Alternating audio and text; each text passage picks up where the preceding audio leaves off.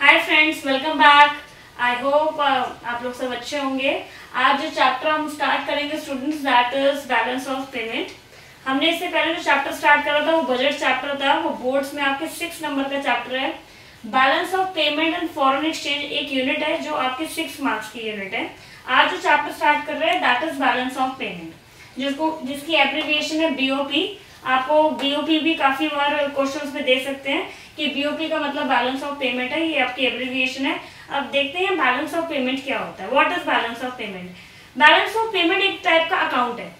ये अकाउंट हमें ये बताता है कि हमने कौन कौन से transaction rest of the world से करी हैं। एक हमारे पास रिकॉर्ड होना चाहिए कि हमने कितना लेन देन, कितने एक्सपोर्ट, कितने इंपोर्ट्स बाहर के देश से करे हैं। तो balance of payment is basically an account. ये एक ऐसा अकाउंट है जो हमें ये बताता है कि हमने कितनी transaction rest of the world के साथ में करी है। बहुत सिंपल सी डेफिनेशन यहाँ पर है। बैलेंस ऑफ पेमेंट एक systematic record of all the transaction. Transaction means जो आपने लेन देन करा है that take place between the are country या फिर residents of a country with the rest of the world. ROW का मतलब यहाँ पे रेस्ट ऑफ द वर्ल्ड से है, rest of the world. So balance of payment, ये डेफिनेशन बहुत क्लियर हो चुकी होगी आप लोगों को। बैलेंस ऑफ पेमेंट एक सिस्टमैटिक रिकॉर्ड है। ये एक ऐसा अकाउंट है जो हमें ये बताता है कि हमारी कंट्री, हमारी इंडिया ने कितनी ट्रांजेक्शन करी है रेस्ट ऑफ द वर्ल्ड से, यानी कि बाहर की कंट्रीज के साथ में कितनी ट्रांजेक्शन करी है।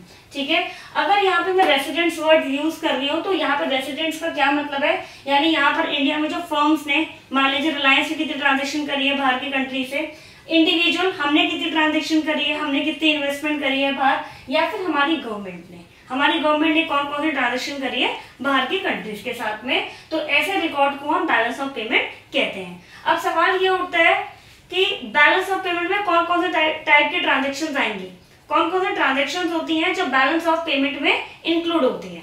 तो topic is economic transaction in BOP. Balance of payment में बेसिकली आपकी 4 टाइप्स की ट्रांजेक्शन रिकॉर्ड होती है। Number 1 is goods. नाम से ही पता चल रहा है goods, that is visible item, जिनको आप छू सकते हैं, टच कर सकते हैं। ठीक है, वो आपके गुड्स हो गए। विजिबल आइटम्स जिनकी फिजिकल प्रेजेंस है, मान लीजिए फॉर एग्जांपल आपने बाहर के देश से गुड्स मंगवाए हैं, ठीक है, कपड़े मंगवाए हैं फॉर एग्जांपल, या फिर आपने कोई मशीन मंगवाई है, तो वो गुड्स है क्योंकि वो बाउंड्री क्रॉस कर सकती है, एक कंट्री से दूसरी कंट्री पे आ गई, तो वो आपके गुड्स की कैटेगरी में है, उनकी फिजिकल एग्जिस्टेंस है। सेकंड आते हैं सर्विसेज। सर्विसेज आपकी इनविजिबल आइटम्स है। इनविजिबल आइटम्स कहने का मतलब है आप उसे टच नहीं कर सकते, ठीक है, पर आप उसको फील कर सकते हैं। जैसे फॉर एग्जांपल इंश्योरेंस, बैंकिंग। एक सिंपल से एग्जांपल ले लेते हैं। मान लीजिए कोई फॉरेन का कोई डॉक्टर है, हमारे इंडिया में विजिट करने आया है, ठीक है, किसी का ट्रीटमेंट करने आया है, तो वो सर्विसेज में आएगा, क्योंकि वो कोई अपने साथ में गुड्स लेके नहीं आया, वो अपनी सर्विसेज देने आया है यहाँ पर, तो वो सर्विसेज की कैटेगरी में आएगा। बिकॉज वो गुड्स नहीं दे रहा, वो अपनी सर्विसेज अपनी यहाँ पर दे रहा है। ठीक है, अभी डिटेल में हम इसे बाद में पढ़ेंगे। थर्ड आती है हमारी यूनिलेटरल ट्रांसफर्स। बहुत बार पूछा गया यूनिलेटरल ट्रांसफर्स किसे कहते हैं। यूनिलेटरल ट्रांसफर्स आपकी वन साइडेड ट्रांजेक्शन होती है, यानी कि वन साइडेड कहने का मतलब है एक ही पार्टी आपकी ट्रांजेक्शन कर रही है, दूसरी की पार्टी से आपको मॉनेटरी एक्सचेंज नहीं आ रहा। जैसे फॉर एग्जाम्पल आपकी डोनेशन, गिफ्ट्स, ग्रांट्स। मान लीजिए फॉर एग्जाम्पल कोई पर अर्थक्वेक आया है, ठीक है, तो बाहर की किसी गवर्नमेंट ने, बाहर की किसी कंट्री ने हमें फाइनेंशियल हेल्प करी है। ठीक है, आप देखते भी होंगे कितनी बार न्यूज़पेपर्स वगैरह में ऐसा बहुत बार आता है कि मान लीजिए यहाँ पर एक पर्टिकुलर एरिया में अर्थक्वेक आया है, तो वहाँ की कंट्री ने, वहाँ के प्रेसिडेंट ने हमारी फाइनेंशियली हेल्प करी है, तो यूनिलेटरल ट्रांसफर्स है। Unilateral transfer R basically the one sided transaction. ये आपकी वन साइडेड ट्रांजेक्शन होती है। जैसे कि इसमें एग्जांपल्स आपको पता होने चाहिए, लाइक फॉर एग्जांपल ग्रांट्स मदद को कहते हैं, ठीक है। गिफ्ट अगर आपको मान लीजिए किसी कंट्री के ने आपको कोई गिफ्ट दिया है, ठीक है, फाइनेंशियली कोई फाइनेंस के फॉर्म में, तो वो भी आपका यूनिलेटरल ट्रांसफर में आएगा।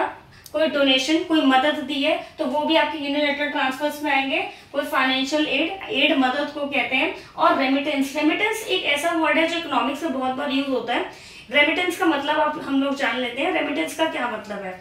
मान लीजिए कोई फॉर एग्जांपल कोई इंडियन है, ठीक है, वो अब्रॉड में किसी कंट्री में काम कर रहा है और उसके पेरेंट्स यहीं पर है, ठीक है, तो वो वहां पर हेल्प देता है अपने पेरेंट्स को, हेल्प इन द फॉर्म, यानी कि अपने पेरेंट्स के लिए पैसे अगर वो प्रोवाइड कर रहा है, अकाउंट में उनके डाल रहा है, ठीक है, अकाउंट उनका क्रेडिट हो रहा है, तो उस कंट्री से पैसा हमारे देश में आया तो वो रेमिटेंस है।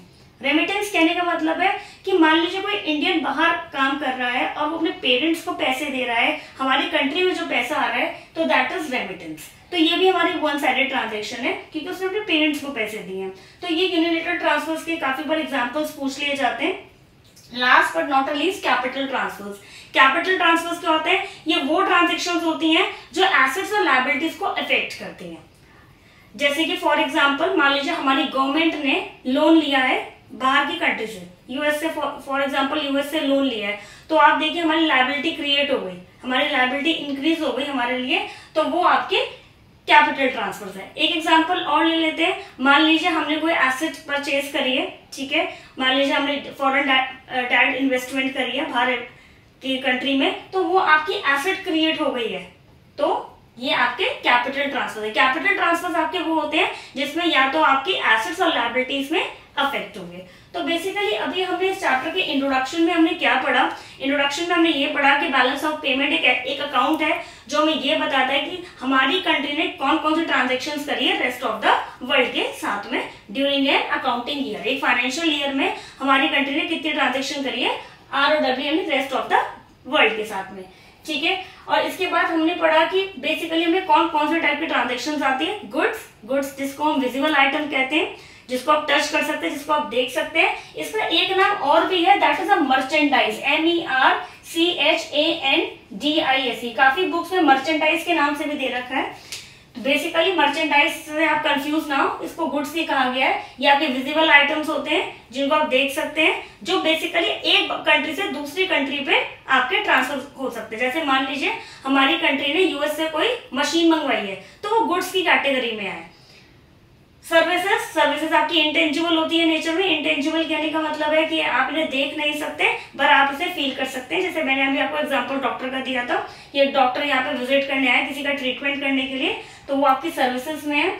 यूनिलैटरल ट्रांसफर आपके वन साइडेड ट्रांजेक्शंस है, यानी कि आपकी donation, gifts, grants, remittance. Last but not least that is a capital transfer. Capital transfer आपके वो ट्रांजेक्शन है जो आपकी एसेट्स और लायबिलिटीज को अफेक्ट करती है। जैसे आपने बोरिंग्स करी है या आपने कोई इन्वेस्टमेंट करी है बाहर की कंट्री में, तो वो आपकी कैपिटल ट्रांसफर होती है। आई होप आपको बैलेंस ऑफ पेमेंट समझ में आ गया होगा। तो नेक्स्ट टॉपिक पे प्रोसीड करते हैं। नेक्स्ट टॉपिक है हमारा balance of trade, that is BOT। अगर आपको याद हो वो हमारा बैलेंस ऑफ पेमेंट था, अब ये है balance of trade. Balance of trade किसे कहते हैं? Main difference balance of payment और बैलेंस ऑफ ट्रेड में ये है कि अगर आपको याद हो कि बैलेंस ऑफ पेमेंट में हमारे 4 तरह की ट्रांजेक्शन थी, that is goods, services, unilateral transfers and capital transfers. But balance of trade में केवल और केवल हमारे पास गुड्स आते हैं, यानी कि ना इसमें सर्विसेज इंक्लूड होंगे, ना इसमें यूनिलैटरल ट्रांसफर्स इंक्लूड होंगे, ना इसमें कैपिटल ट्रांसफर्स इंक्लूड होंगे। तो basically what is balance of trade? Balance of trade difference है export and import of goods only, यानी कि एक्सपोर्ट और इंपोर्ट गुड्स का जितना आप कर रहे हैं उनके बीच का जो फर्क है, उनके बीच का जो डिफरेंस है, that is balance of trade.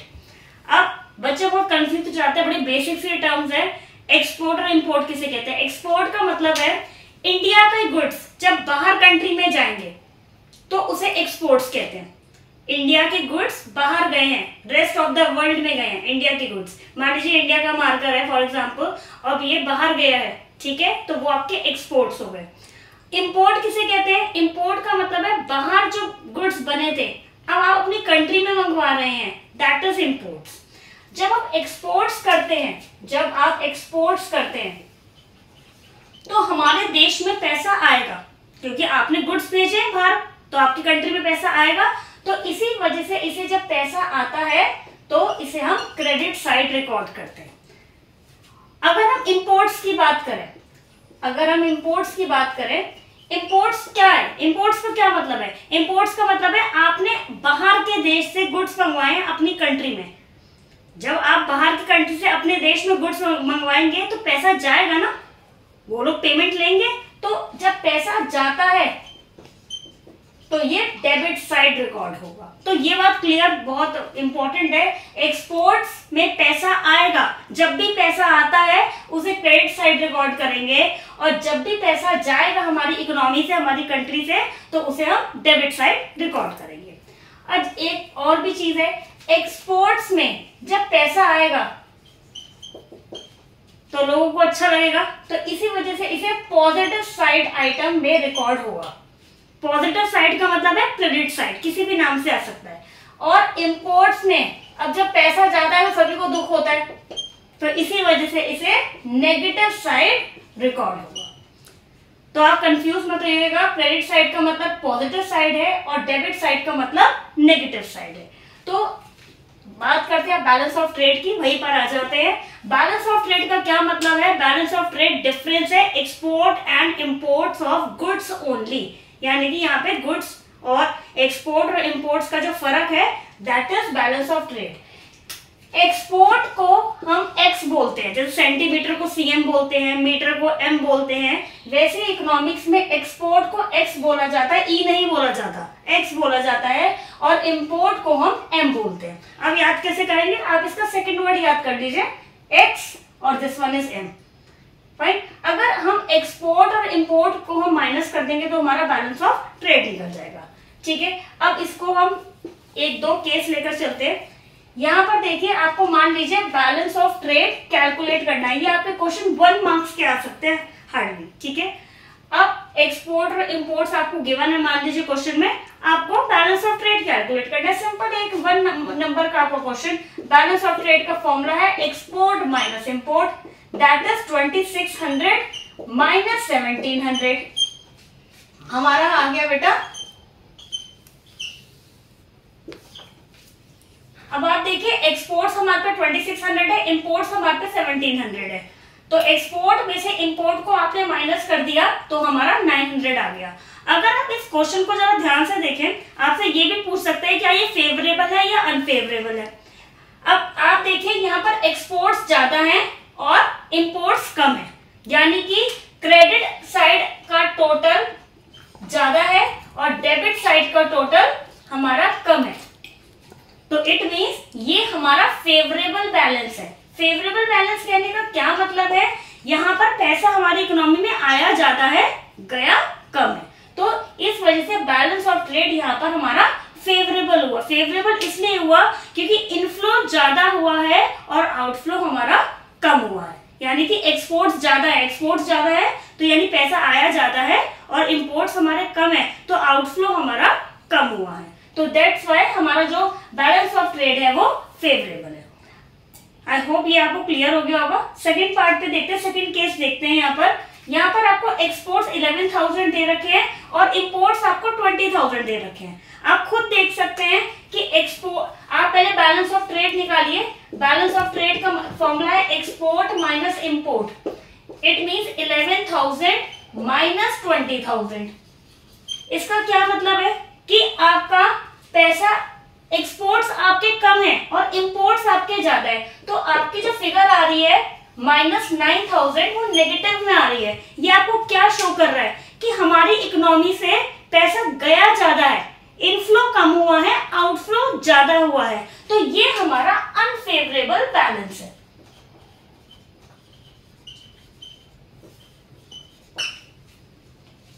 तो बेसिकली आपको इतना सा याद रखना है कि अगर आपके इंपोर्ट्स ज्यादा होंगे और एक्सपोर्ट्स कम होंगे तो आपका अनफेवरेबल बैलेंस होगा, और ऊपर वाले केस की अगर हम बात करें, एक्सपोर्ट ज्यादा है और इंपोर्ट कम है तो आपका फेवरेबल बैलेंस होगा। जब क्रेडिट साइड हमारी ज्यादा होगी डेबिट साइड से तो हमारे क्या होगा? सरप्लस होगा।